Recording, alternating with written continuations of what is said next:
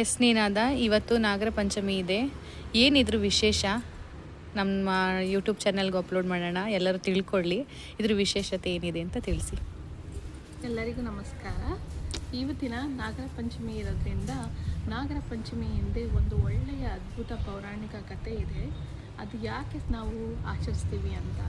ಹಿಂದೆ ಮಹಾಭಾರತದ ನಂತರ ಪರೀಕ್ಷಿತ್ ರಾಜ ನಮ್ಮ ದೇಶವನ್ನು ಆಳ್ತಿದ್ದಾಗ ತಕ್ಷಕ ಅನ್ನೋ ಒಂದು ಸರ್ಪದಿಂದ ಶಾಪಗ್ರಸ್ತನಾಗಿ ಅವನ ಮರಣ ಆಗುತ್ತೆ.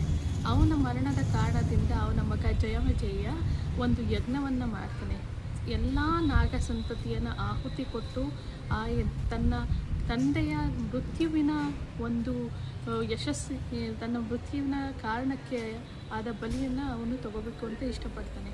ಅದೇ ಕಾರಣಕ್ಕೆ ಅವನು ಯಜ್ಞ ಮಾಡ್ತಾನೆ. ಯಜ್ಞ ಮಾಡ್ತಿದ್ದಾಗ ಸಕಲ ನಾಗ ವಂಶದ ನಾಗಗಳು ಯಜ್ಞದತ್ತ ಸುಳಿತಾ ಇರುತ್ತೆ ಮತ್ತು ಸಾಯ್ತಾ ಇರುತ್ತೆ. ಅದೇ ಸಮಯಕ್ಕೆ ಋಷಿಮುನಿಯೊಬ್ಬರು ಬಂದು ಆಸ್ತಿಮ ಋಷಿಮುನಿಯೊಬ್ಬರು ಬಂದು ಈ ಜಯವಿಜಯನಿಗೆ ಹೇಳ್ತಾರೆ, ಸಂತೈಸಿ ಹೇಳ್ತಾರೆ, ನೀನು ಹೀಗೆ ಮಾಡೋದ್ರಿಂದ ಪ್ರಕೃತಿಯಲ್ಲಿ ಸಮತೋಲನ ಹಾಳಾಗುತ್ತೆ, ಅದಕ್ಕೆ ನೀವು ಈ ಯಜ್ಞವನ್ನು ನಿಲ್ಲಿಸಬೇಕು ಅಂತ ಮನವೊಲಿಸ್ತಾನೆ. ಮನವೊಲಿಸಿದ ನಂತರ ಜಯಮೇಜಯ ಯಜ್ಞವನ್ನು ನಿಲ್ಲಿಸಿದಾಗ ಋಷಿಮುನಿಗಳು ಅರೆಬೆಂದ ನಾಗಕುಲಕ್ಕೆ ಹಾಲನ್ನು ಹೇಳಿರ್ತಾರೆ. ಅದಕ್ಕೆ ಈ ದಿನ ನಾವು ನಮ್ಮ ಮನೆಗಳಲ್ಲಿ ಯಾವುದೇ ಆದಂಥ ಸುಡುವಂಥ ಅಥವಾ ಕರಿಯುವಂಥ ವಸ್ತುಗಳನ್ನು ಮಾಡುವುದಿಲ್ಲ. ಸುಟ್ಟರೆ ಅದು ನಾಗಕುಲ ಸುಟ್ಟಂತೆ ಪದ್ಧತಿ ಬರುತ್ತದೆ ಅಂತ ಈ ನಂಬಿಕೆ ಇದೆ. ಅದಕ್ಕೆ ನಾನೆಲ್ಲರಲ್ಲೂ ವಿನಂತಿಸುತ್ತೇನೆ, ಯಾರು ಈ ದಿನ ಮಾತ್ರ ಅಂಚಿನಲ್ಲಿ ಸುಡುವಂಥ ಬೇಯಿಸುವಂಥ ಪದಾರ್ಥಗಳನ್ನು ಮಾಡಬೇಕು. ಜೈ ಶ್ರೀರಾಮ್.